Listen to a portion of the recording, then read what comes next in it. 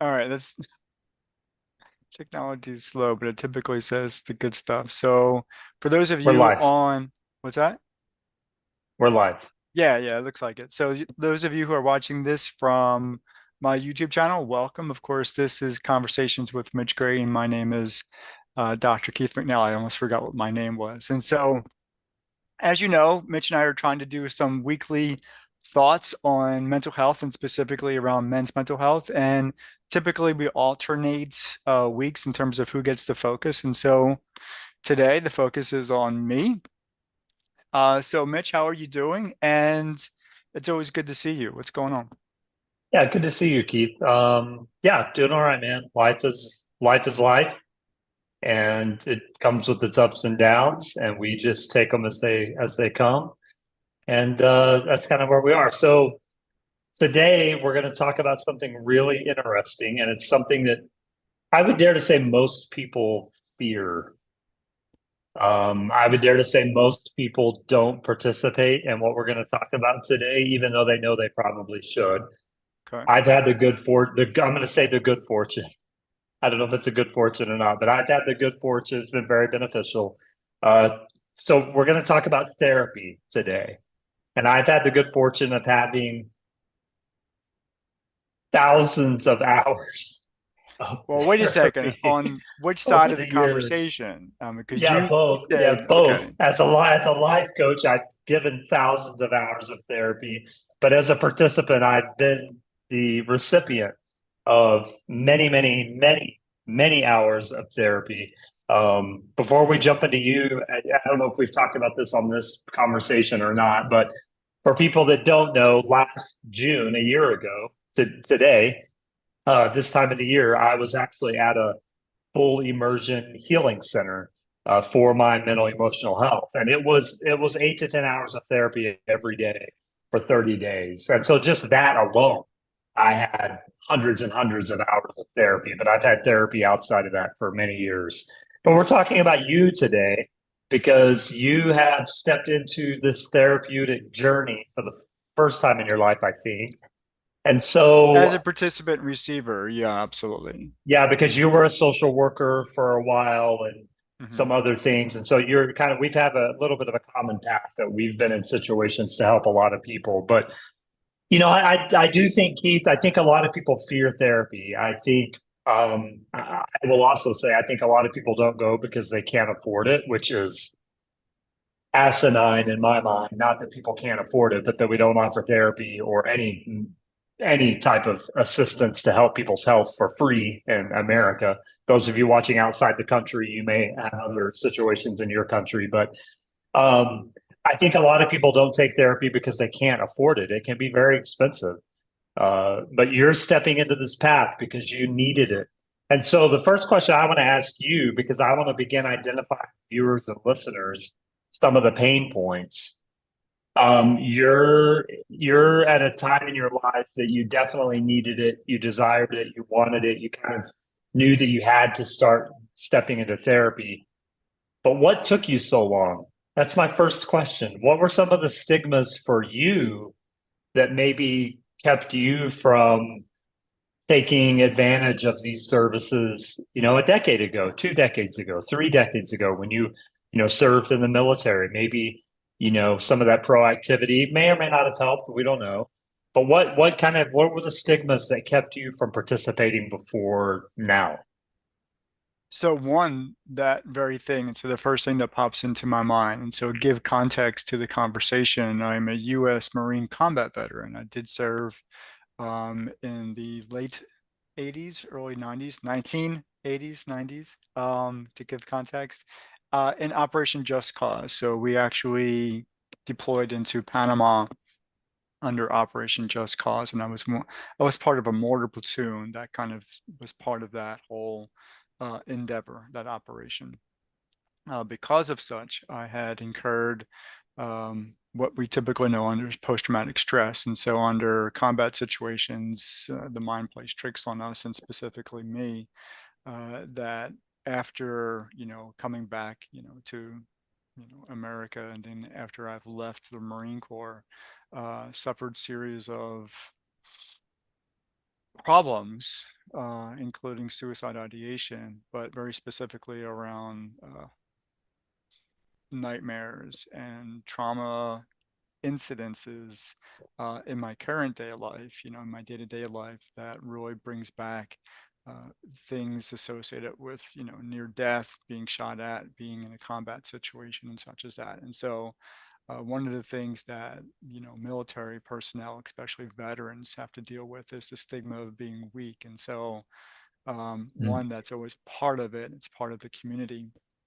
Also, I'm a man. And so Mm. We're taught that uh, as men in our society. Yeah. to yeah Yep. to not to kind of hold it close to the Hmm. chest and suppress it, all that kind of stuff. And so doing so over the last several decades has caused more trauma than being able to kind of deal with it in a very healthy manner. And so there are multiple reasons why I've kind of ignored it, going to treatment, going to therapy. And then most recently, so I typically say most recently, as 2021 being the most recent suicide attempt after that would be my fifth in the course of a couple of decades.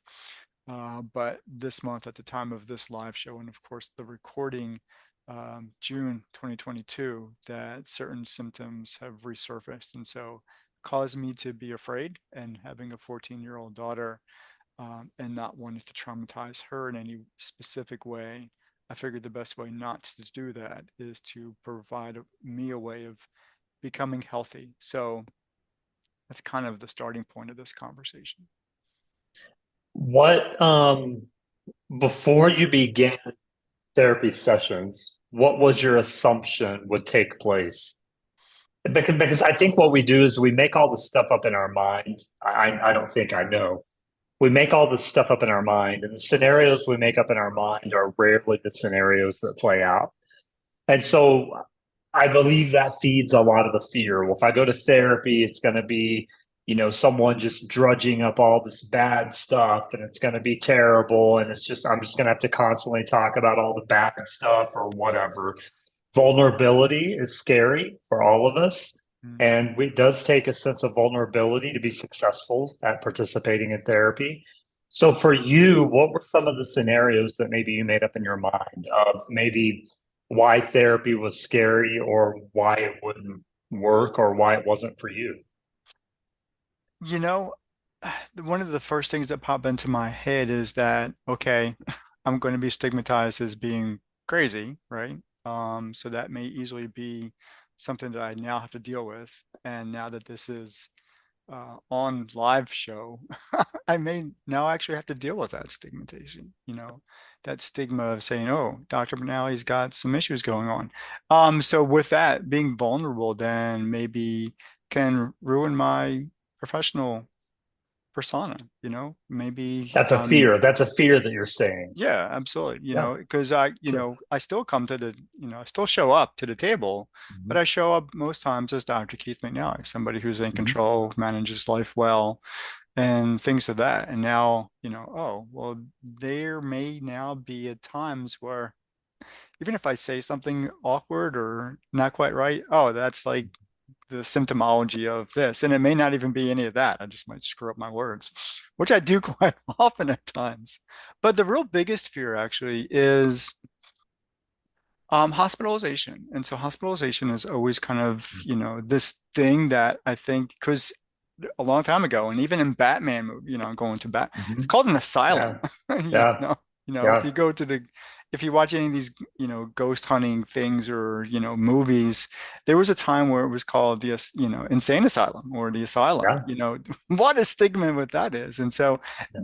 in modern times, it's called the behavioral health centers, probably in most cases, at least here where I am locally, they're behavioral health centers. But and I do recognize, having been a professional mental health provider, way back in the day after college, that you really have to be, in the presence, in the thought mindset of hurting self or someone else to kind of be hospitalized. You have to be That's kind of, severely. Yeah, that's yeah, severely. yeah, you have to Yeah. be really severe.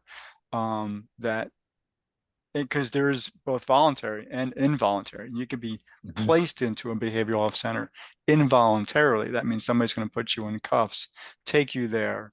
Um, but again, you have to. They actually don't do handcuffs anymore. Thank Oh, they goodness. don't. They don't do Okay. that. No, they Okay. don't. Well, my apologies. Thank goodness. Well, my apologies, but you have Yeah. to be demonstrating again thought, feeling, and actions that that demonstrate that you are in danger, and so that's actually a fear. Sure. Triggering the wrong word or the wrong whatever behavioral response in a therapy session, but I I do know I recognize as an adult and having you know, seen how that used to work, in the day, that that's probably not going to happen. But again, you identified, what were those obstacles? What were those boundaries Hmm. that prevented you Hmm. from stepping into the therapeutic process? And so those are the keys: stigma Yeah, and it's interesting. hospitalization. Yeah. The stigmas are interesting, right? Because it's like when I because I was, as I mentioned a while ago, I was hospitalized voluntarily last June. And it was interesting. There were a couple of therapists uh, there as clients, as patients. Hmm. And it was interesting for us to have those conversations of stigma. And, fortunately, our society is shifting. We're not treating people that have disorders and challenges as uh, quote crazy people. In fact, that term is not really used, thank goodness, anymore. Right, right. So And the yeah. stigma is dropping some. Thank goodness most communities of any size are hiring what they're calling PSAs that are certified police officers, but their sole purpose is mental emotional health. And so when there are scenes involving a mental emotional health situation, they call the PSA out now rather than calling all these police officers. So that's why they don't handcuff people. They try and bring an ambulance on site so they don't have to carry them in the cop car. I mean, we've really shifted as a society, but there are still those stigmas because I remember going through it, last year when I took my month away. I had clients that I was working with as a life coach. I had clients I was working with professionally, and I felt like the best move to make was to be totally honest with them, not say I was taking a monthly vacation and going to be gone for a month, but to actually tell them the story. And for the first time in my life, to your point, I was actually being honest with people and telling them the severity of my struggles. What's really interesting is every single person I talked to, client or friend, said in some form or another, made this statement: I'm kind of jealous. I'm Yeah. kind of envious. I And know I so didn't say that when when you told me. I did not say that. it's interesting though. That's what the majority of people said. And I think the reason why is because most people know we all need help. And most people would love that type of intense support, help, and brevity from everyday life. And so, how did you get past the stigmas enough? And I know you're not past them completely, but how did you get past them enough to take the first step to go into therapy? And what has it done for you so far? I know this is a very new path for you, but I know there's some things that have happened to this point that are probably helping you along the way. So, kind of give some more clues as to where I am. I am in a situation where I am making very intentional changes in my life. And so, again, since 2021, the suicide attempt, in 2022, the heart attack, I've recognized that my life decisions have been very short-sighted. And Mm. so I have made some real clear choices to expand who I am as a person. And so that actually required me to take some steps or leaps of faith, as they say, Yeah. to redesign how I think about the world. And so some of that has been spiritual, religious. Some of that has been personal, interpersonal.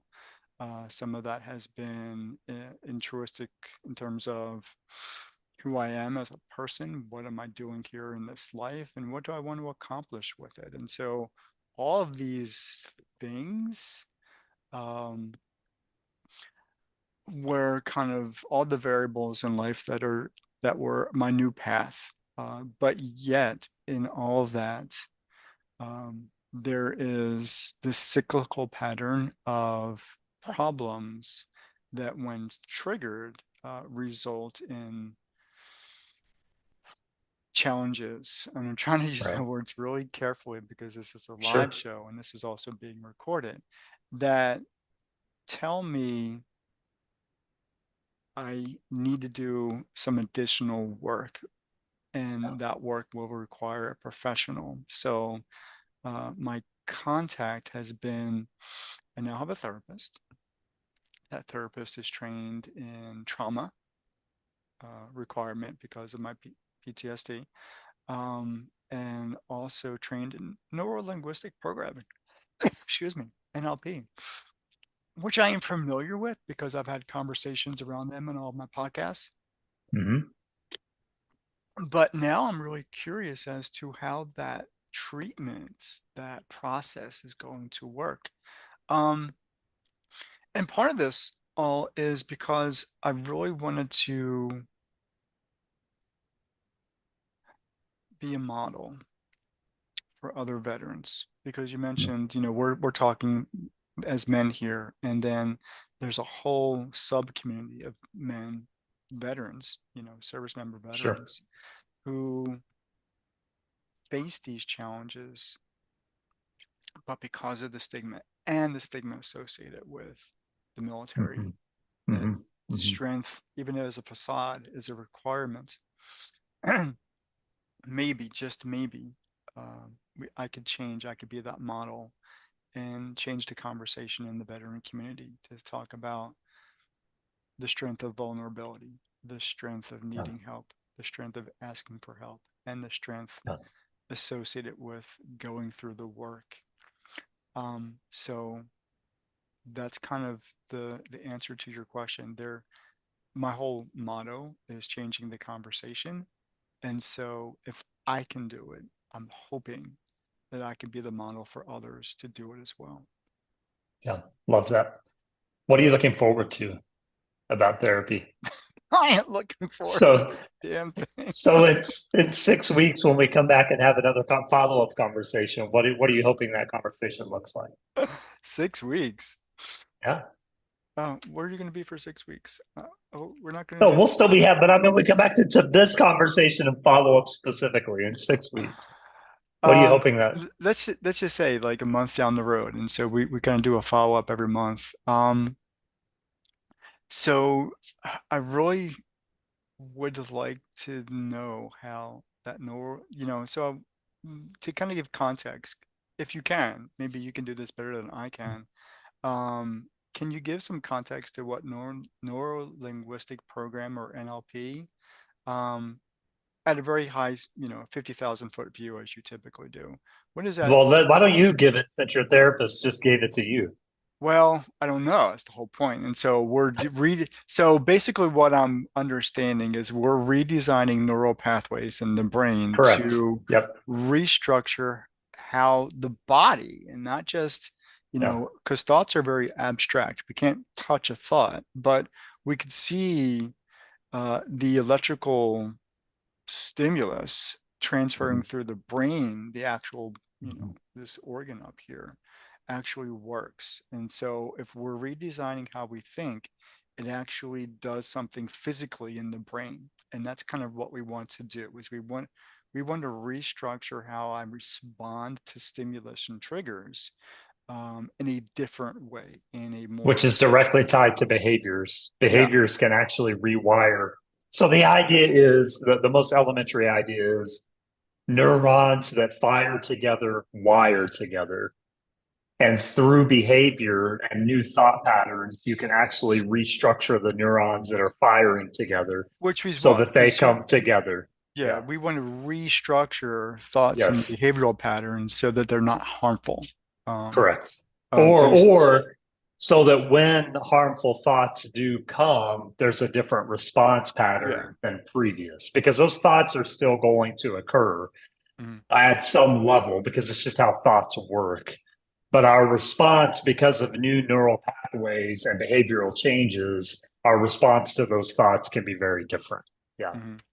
And so in context, so I like the fact that I now will be going through this process immersively. So I'm now I'm going to dedicate myself to these weekly sessions, but I'm also reading contextually, work by Dr. Joe Dispenza and some other people who Mm-hmm. maybe, many people may not appreciate or understand, but these professionals do talk about, quantum mechanics, Neuroscience. Yep. neuroscience, Yep. spirituality, and the combination of Mm-hmm. all of these things that you we should really be able to do just that. We should be able Mm-hmm. to redesign how we think in order to enable ourselves in appropriate responses to Yeah. stimulus. And so if we Yeah. can do that, that would be quite a blessing.